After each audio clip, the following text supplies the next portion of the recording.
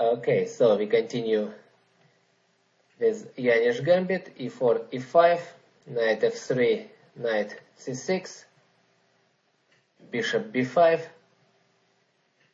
f5, and now we move towards one of the main lines.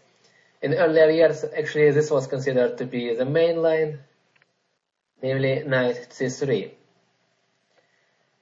And, well, it turns out that the best move for black is to take on e4, knight takes e4, and now there are two moves, knight f6 and d5. Both of them are playable.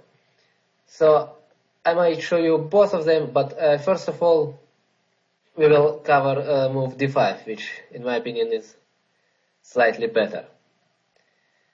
So here there are three moves. The knight can go to g3. The one we will analyze now, knight c3, is a very brief variation. I'll mention it at the end of this lecture. And knight takes e5. This is the main line, and we will analyze it in more details in the next parts. So now let's see what happens after knight g3. Black plays bishop g4, and white has a choice. He can play h3, which is the main move, forcing black to take on f3. But let me show you first what happens if white plays short castle, which seems to be very logical. Black plays queen f6, rook e1, and long castle. So what can we say about this position? Black has 2 pawns in the center. He wants, under circumstances, to take on f6, which means that if white plays slowly, like d3, then black will probably get simply better position. By the way, let me tell you, if a bishop takes f3 immediately, then queen takes f3, queen takes f3, bishop takes c6, b takes c6, rook takes e5, check. That's very important. King g7 and g takes f3. And white has, although disrupted pawn structure, but still an extra pawn. For this reason, taking on f3 immediately doesn't work. Black has to castle long first. Now, white wants to take on c6, and black simply takes with the b pawn. So now rook takes e5 doesn't work because of queen takes e5. And if white loses time for playing h3, but then bishop takes f3, queen takes f3, queen takes f3, g takes f3, and bishop d6. And black is on the safe side here. Not after knight f5, black simply plays g6. Knight takes d6, c takes d6, and with so many pawns in the center, black can be only better. So, and in general, in this position after b takes c6, the good thing is that white gave up the strong white squared bishop, which means that his attack on the king will not be that dangerous. The plan of black is simple. He plays bishop d6 and knight e7. Then he moves king to b8, and in my opinion the king is very safe, in particular because all the white pieces are on the king's side. So the knight is on g3, not on c3. And in addition, black has strong centers. I think white doesn't have enough chances to play against black king. So this is 7th short castle. Let's go back. After bishop g4, another possible move is d4, but I don't see any problems here after e4. h3, e takes f3, h takes g4, black takes on g2. The problem for white here is that he will have to spend some time to capture the pawn g2. So now, for example, he has to play rook g1, bishop d6. Rook takes g2, queen goes to f6, queen e2 check, and knight g7. A simple idea to play long castle. Pawn d4 will be weak, and in addition, it doesn't matter that white has two bishops because the bishop b5 doesn't really do much here. And the position is not that open, so the bishops do not have enough space to play. Alright, so now let's see what happens if white plays 7th h3. Certainly this is the most interesting move, because black is forced to take on f3 immediately. Queen takes f3, and queen d6. The idea here is if white takes on c6, black takes with the queen, attacking pawn c2, and preparing to castle long. The problem with move knight f6 is that white can take on c6, b takes c6, and queen c3. After queen d6 here, short castle, I think that white has small advantage because of the pawn structure. So queen d6 prevents double pawns.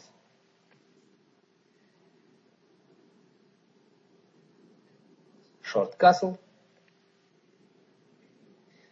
Yes, let me mention something. Bishop takes c6, queen takes c6, white can give check on h5. But then black simply plays king d7.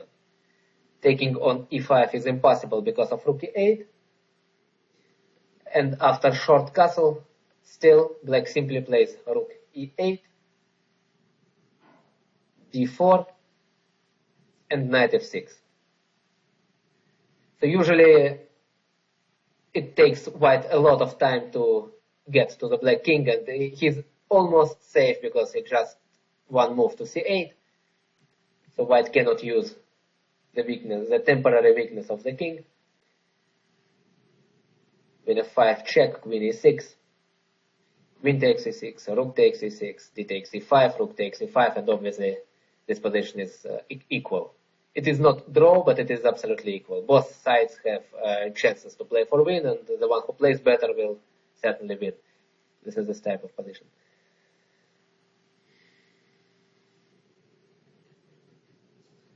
Okay, next interesting line begins with the move queen h5 immediately. Here. But black plays g6, and after bishop takes c6, here black takes with the pawn. Yes, he gets disrupted pawn structure, but he wins a lot of time because white had to move with the queen back and forth. Now white has to go back to e2. Black plays bishop g7. Short castle. Knight e7. And after all, I think that here the weakness of the pawns on the queen side doesn't matter so much because black has a very strong counterplay on the f file after short castle and doubling his rooks. And in addition, his strong center compensates for the double pawns. Okay, so another interesting opportunity. White can play c4, but then black simply castles. So now taking on d5 with the pawn doesn't work because of knight d4. Black is great, has great position. After knight f5, queen f6, c takes d5. Now knight d4 doesn't work because of knight takes d4, but knight b4 is strong enough. With the threat knight c2, or simply with the idea to take on d5. It's also possible to play g6 and disrupt white pawn structure on f3. So for example, after short castle, g6 seems very strong. Okay, so these are all sidelines. Now, in the ninth move, short castle. Of course, this is the main line. Long castle.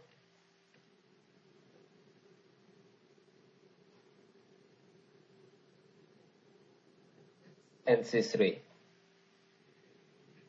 After bishop takes c6 here, queen takes c6, queen f5, black simply goes to b8, and after queen takes e5, black takes on c2. And here if white plays d4, knight f6, then in the next move black plays bishop d6. He develops himself and he has no weaknesses.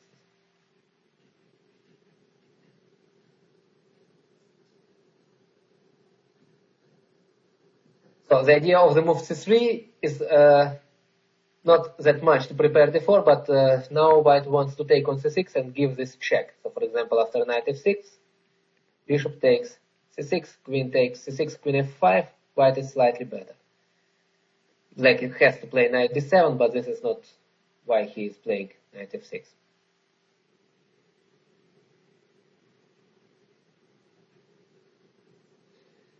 So black plays another prophylactic move, namely king b8. A very interesting alternative to this move that you can also play is e4. Queen e2. After queen f5, king b8, d4, a6, bishop a4, black plays g6, queen f4, queen e6, with idea bishop d6, and after queen g4, queen takes g4, h takes g4, bishop d6, this position is equal. Again, the position is pretty much closed, and the two bishop advantage is not really feasible.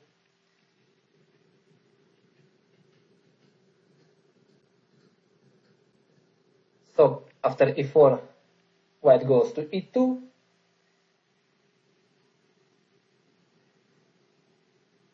And now there are two possibilities. Black can play a6, bishop takes c6, queen takes c6, d3, takes d3, queen takes d3. I think this is about equality, knight f6. I don't think that white has serious advantage here. Another possibility is to play instead of a6, to play knight e5, with idea a6, and then black would put his knight to d3. So after knight e5, white is more or less forced to play d4. E takes d3, bishop takes d3, knight takes d3, queen takes d3, and knight f6. And again, I don't think that white is any better here. So this is a good alternative to tense king b8. But let's see what happens if black makes this healthy move. g4, e4, queen f4. Probably it is possible for black to take on f4, bishop takes f4, and play bishop d6. The idea now is after bishop g5, black can go back to e7. Bishop f4, bishop d6. But then somehow white can take on d6, rook takes d6, play knight f5, rook has to go back, white plays f3, and maybe he's slightly better here. So for this reason, black doesn't exchange queens. But he plays queen e6. He wants to develop his bishop to d6 and then play knight g7.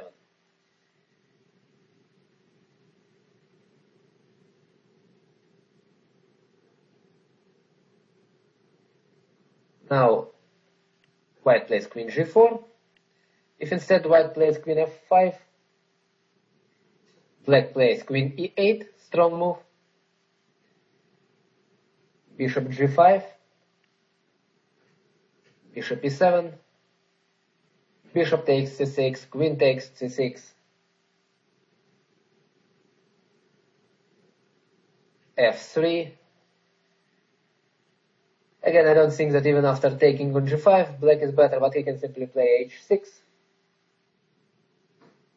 Bishop takes e7, knight takes e7, queen f7, and knight c8. The problem of white here is that he cannot take on g7 because of rook h g8. And taking on e4 doesn't bring much because of d takes e4, and in the next move, black plays rook d7 and knight d6.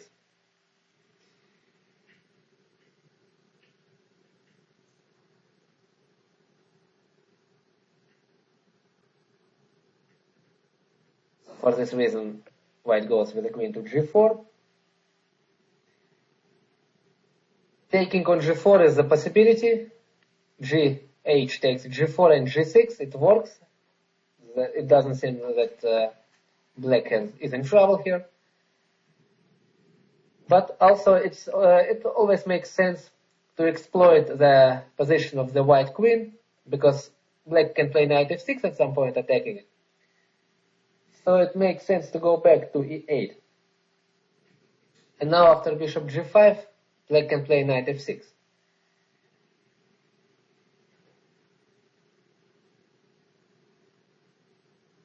Bishop takes f6, g takes f6. If white takes on c6, queen takes c6, well, white has the square f5 for the knight, but it is not enough, because black will be able to play h5, queen e6, rook g8, and to create some counterplay on the against the white king. So an interesting attempt is c4.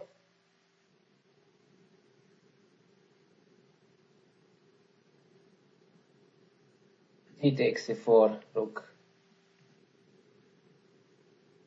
h1, rook a to e1, rook takes d4, knight f5. So here it looks slightly dangerous. Rook d5, rook takes e4, queen d7, bishop takes c6, b takes c6, rook f4.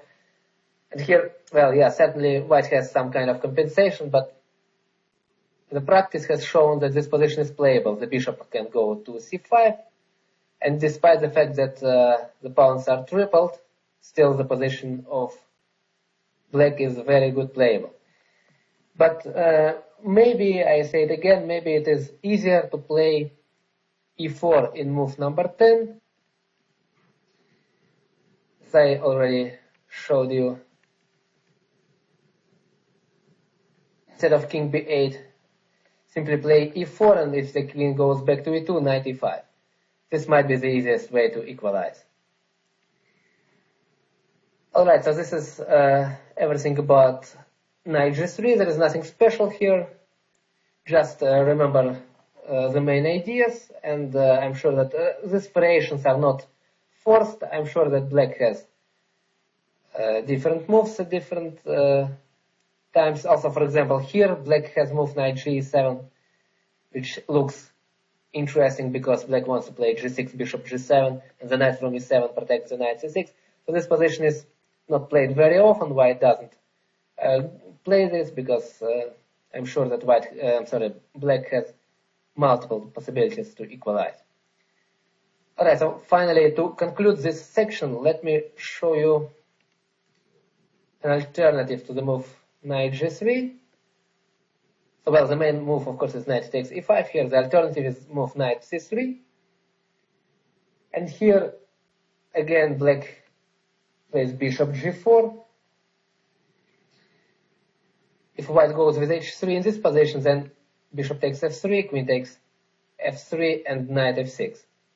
This seems good enough. And after short castle, black plays bishop c5, taking control over the square d4 once again. d3, knight f6, bishop g5, and queen d6. And again, there is no problem for black. I mean, here it is more or less obvious. Black can play a long castle in the next move. The only tricky thing here is that black cannot play short castle. That's really tricky because here white has very unpleasant move, knight takes d5. Black cannot take with the knight, and after queen takes d5, bishop c4. White wins. So which means that queen d6 is the move to play, and then long castle. And here black is fine. So knight c3 is not played. It's played almost never. Alright, so this concludes the section with side lines in the sixth move, and in the next section we will speak about the main line with knight takes e5.